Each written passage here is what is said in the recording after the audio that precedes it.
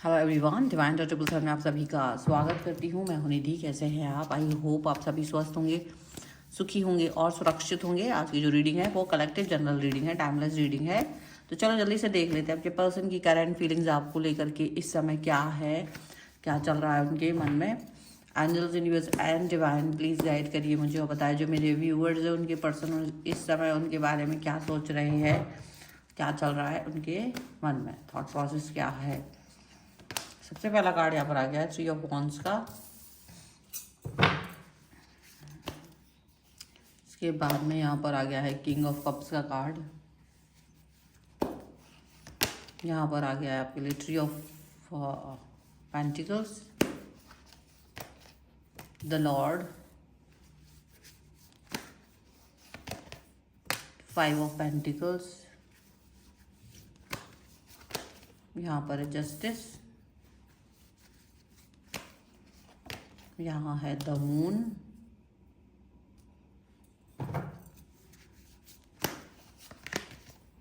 The high priestess, यहाँ पर है queen of cups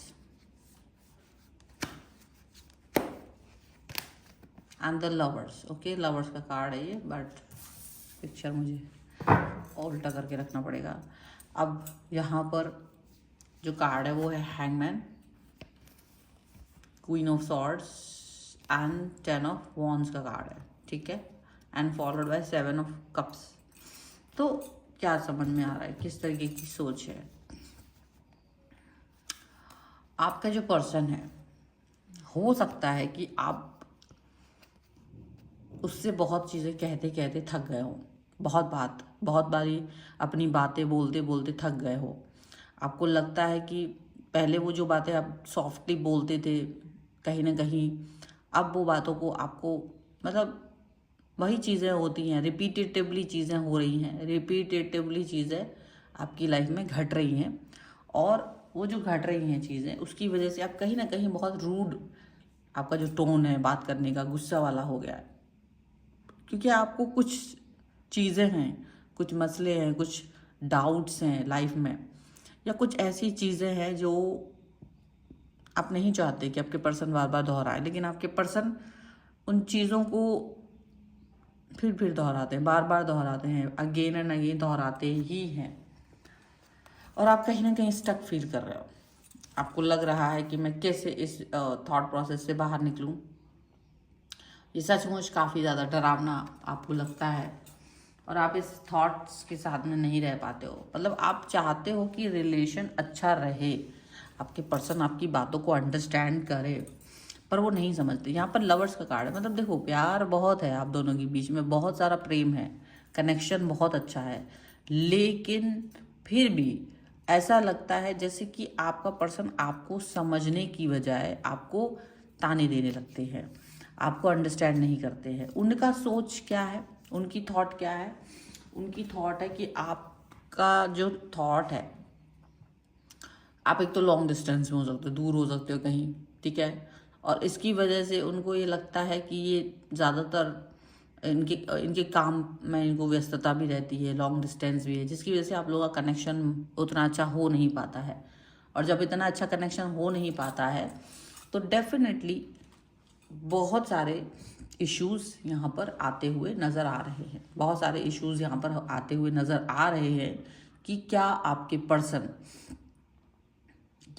person all the time आपको समझ पा रहे हैं या नहीं समझ पा रहे हैं। क्योंकि आपके जो पर्सन हैं वो यही समझते हैं कि आप उनको उनके प्रेम को नहीं समझते हो, आप उनके प्रेम को नहीं समझ रहे हो, उनके प्यार को नहीं समझ रहे हो। उनको यही लग रहा है और ये फील वो यहाँ पर लेकर आ रहा है कि भाई आप मेरे प्यार को नहीं समझते हैं, आप मेरी कनेक्शन को नहीं समझते हो, आप हमेशा डाउट में रहते हो, आप हमेशा कंप्लेन करते हो। तो उनको ये लग रहा है, उन्हें बार बार यही फील आता है कि आप कंप्लेन करते हैं जबकि मैं बहुत प्यार करता हूँ या करती हूँ, ऐसा फील आ रहा है। लेकिन आप बार बार चीज़ों को बोलते रहे हो, ऐसा नहीं है कि पहले भी बोले हो, और हो सकता है किसी थर्ड पार्टी का इन्फ्लुएंस यहाँ पर है। कोई भी चीज़ हो सकती है जो आप दोनों के अलावा कोई तीसरी व्यक्ति, परिस्थिति, जिसके बारे में आप बार बार बोलते हो कि मुझे ये चीज़ अच्छी नहीं लगती है या ये चीज़ अच्छा नहीं है, और वो बातों को अंडरस्टैंड नहीं करते हैं, वो उन चीज़ों को अंडरस्टैंड नहीं करते हैं। और इसी वजह से वो अब इस बात को नहीं समझ पा रहे हैं। उन्हें लगता है कि आप बिना वजह बोल रहे हो, उन्हें लगता है आप उन्हें नहीं समझ पा रहे हो, और आपको लगता है वो आपको नहीं समझ पा रहे हैं। दोनों ही एक दूसरे को अंडरस्टैंड नहीं कर पा रहे हो, ऐसा लगता है, बिकॉज ऑफ समवन एल्स। एक किसी पर्टिकुलर पॉइंट पर आप दोनों एक दूसरे को अंडरस्टैंड नहीं कर रहे हो, एक किसी मसले पर, एक किसी मुद्दे पर आप दोनों एक दूसरे को अंडरस्टैंड नहीं कर पा रहे हो। उन्हें लगता है आपकी अंडरस्टैंडिंग गलत है, और आप उनको मतलब आपको लगता है कि मैंने कितना ही समझा लिया है, नहीं समझ रहे। और उसका प्रभाव ये पड़ रहा है कि आपके पर्सन आपके साथ जो बिहेव कर रहे हैं वो कहीं ना कहीं आपको ऐसा लगता है द लॉर्ड की तरह काफ़ी ज़्यादा स्ट्रिक्ट है। वो अपनी किसी बात पर बहुत ज़्यादा अड़ जाते हैं, और फिर आपके साथ में व्यवहार जो उनका होता है वो प्यार वाला नहीं रहता है, वो क्रोध वाला हो जाता है, गुस्से वाला हो जाता है। और आप फिर फील करते हो कि क्या फ़ायदा है इस तरीके की रिलेशन का, क्योंकि यदि ये व्यक्ति अपनी उस बात को अंडरस्टैंड नहीं करते, ये थोड़ा इनका गलती वाला व्यवहार है। और आप यही फील करते हो कि अगर ये व्यक्ति मुझे दुख दे रहा है, अगर ये व्यक्ति मुझे समझ ही नहीं रहे, कोई बात ही को अंडरस्टैंड नहीं करना है, और मुझे सिर्फ दुख प्राप्त होना है, तो क्या फ़ायदा है? क्या फ़ायदा है ऐसे रिलेशन का? क्या फ़ायदा ऐसे व्यक्ति का? क्या फ़ायदा है ऐसी सब चीज़ों का, जहाँ मुझे रोना ही है, जहाँ मुझे ये फील करना है कि मतलब चीज़ें हैं ही नहीं मेरे लिए, और मुझे बार बार चीज़ें मिल के ना मिलने जैसी हो जाए, बार बार बातें अंडरस्टैंड करानी पड़े, बार बार चीज़ों को समझाना पड़े, क्योंकि आप थक गए हो, बार बार समझाते समझाते ना थक गए हो। आप कह रहे हो कि देखो अब अगला इंसान कोई छोटा बच्चा तो है नहीं कि जिसके मैं छोटे बच्चे के साथ डेट कर रहा हूँ, कि जिसको समझाना पड़ रहा हो, और शायद छोटे बच्चे भी समझदार हों। आपको लग रहा है कि ये व्यक्ति जानबूझ करके आपको इग्नोर कर रहे हैं, इश्यूज़ को इग्नोर कर रहे हैं, और आप पर ही ब्लेम कर रहे हैं, आपको ही ये बोल देते कि आप ही कलेश करते हो, आप ही सबसे ज़्यादा मतलब चीज़ों को गलत तरीके से देखते हो, आप ही लोगों को गलत तरीके से देखते हो, आप ही चीज़ों के पीछे पड़ जाते हो। मतलब हो सकता है आपकी जो इश्यूज़ हैं आप उनको नहीं छोड़ते हो, उनको लगता हो नहीं ठीक है, बोल दिया, नहीं मैं ठीक कर पाऊँ, छोड़ो उसे, आगे बढ़ो। बट आप उन चीज़ों के पीछे पड़े रहते हो, आगे नहीं बढ़ते हो, क्योंकि बहुत बार आप आगे बढ़ चुके हो। आपको लगता है चीज़ें वैसे भी हमारे बीच बहुत अच्छी है नहीं, बिकॉज ऑफ लॉन्ग डिस्टेंस आप ये फील करते हो, क्योंकि आप दोनों के बीच में रिलेशनशिप के नाम पे बहुत कुछ ऐसा है नहीं जो बेहतर हो। लेकिन फिर भी चलो एक बात है, तो कुछ भी कहने की जब बात होती है, तो ये पर्सन आपसे बहुत ज़्यादा, आप उनसे जितनी उम्मीद लगाते हो ये आपकी उम्मीद पर खरे नहीं उतरते हैं, ये आपसे अच्छे से बात नहीं करते हैं, ये आपसे कनेक्ट नहीं होते हैं, आपको डिसरिस्पेक्ट और या दिल में चुभन या कुछ इस तरह की बातें कर देते हैं कि जिससे कि आपको और भी बुरा लगे। तो जब ऐसा होता है तब आपको यही फील आता है कि यदि ऐसा ही है, अगर इतना ही बुरा है सब कुछ, तो फिर इस रिश्ते में कुछ रखा नहीं है, क्योंकि आपको इस व्यक्ति के साथ में जुड़ने से, आपको इस व्यक्ति के साथ कनेक्ट होने में बहुत प्यार से आप इस व्यक्ति से कनेक्ट हुए थे। लेकिन अब ये पर्सन जो आपको इग्नोर करते, देखिए हो सकता है कि आप कई बातें कहते हो कि ये बात कर लो, ये इशू है, इससे बात मत करो, ये काम नहीं करो, या जो भी व्हाटएवर कोई भी इशू हो सकते हैं, या आप किसी के बारे में कुछ बताते हो कि मुझे वो चीज़ अच्छी नहीं लगती, पर ये पर्सन बार बार वही चीज़ें दोहराते हैं, बार बार वही बातें करते हैं, बार बार वही थॉट प्रोसेस इनका सामने आ जाता है। तो आपको ये लगता है कि ये चीज़ें जो हो रही हैं, ये बातें जो हो रही हैं वो अच्छी नहीं है। अगर इतनी ही बुरी स्थिति है तो फिर मतलब वर्क नहीं कर पाएंगे आप, ऐसा लगता है। आपको लगता है कि जैसे ये पर्सन ना आपको अंडरस्टैंड नहीं कर रहे हैं, ईगोइस्टिक बन रहे हैं आपके साथ, ईगोइस्टिक बन रहे हैं, और इनको लगता है कि आप हमेशा बस प्रेम वाले बने रहो, मतलब आप क्रोध मत करो, गुस्सा मत करो, आप गलतियां मत दिखाओ, झगड़ा मत करो, आप हमेशा प्यार में रहो, जो कि एक इम्पॉसिबल चीज़ है, जो कि एक असंभव चीज़ है कि आप हमेशा प्यार करते रहो और उनको कोई गलती मत दिखाओ। तो ये चीज़ है ना, इनकी वजह से आप परेशान हो, और इसी वजह से आप बोल बोल के थक गए हो। आपका पर्सन आपके साथ जो व्यवहार करते हैं वो बस इसलिए करते हैं क्योंकि उनको वो लड़ने से डरते हैं, वो बचते हैं इन सभी चीज़ों के बहुत हायर लेवल पर। मतलब एक होता ना कि हायर लेवल पर आपका सेटिस्फैक्शन करने के लिए उनको बहुत बड़ा एक्शन लेना पड़ेगा, और वो एक्शन नहीं लेना चाहते, वो छोटा मोटा कुछ करके आपको चुप रखना चाहते हैं। वो चाहते जो छोटा मोटा कुछ कर दिया तुम इसमें खुश रहो, आप उन छोटी मोटी चीज़ों के साथ खुश नहीं हो। तो जब आप छोटी मोटी चीज़ों के साथ खुश नहीं हो तो ये डेफिनेटली ऐसे ही बिहेव करेंगे आपके साथ बार बार, ये बार बार आपको यही बताएंगे। तो ये सीधा क्या करते हैं, गुस्सा दिखाते हैं, गुस्सा दिखाएंगे और आपको बुरा भला बोलते हैं, डिस्टेंस में चले जाएंगे, बात नहीं करेंगे, समझेंगे नहीं, आपको समझाने की कोशिश करोगे समझेंगे नहीं, बहुत घंटों तक बात नहीं करेंगे। अगर आप नाराज़ हो तो आपको अंडरस्टैंड करने की बजाय आपके साथ नाराज़ हो जाते हैं।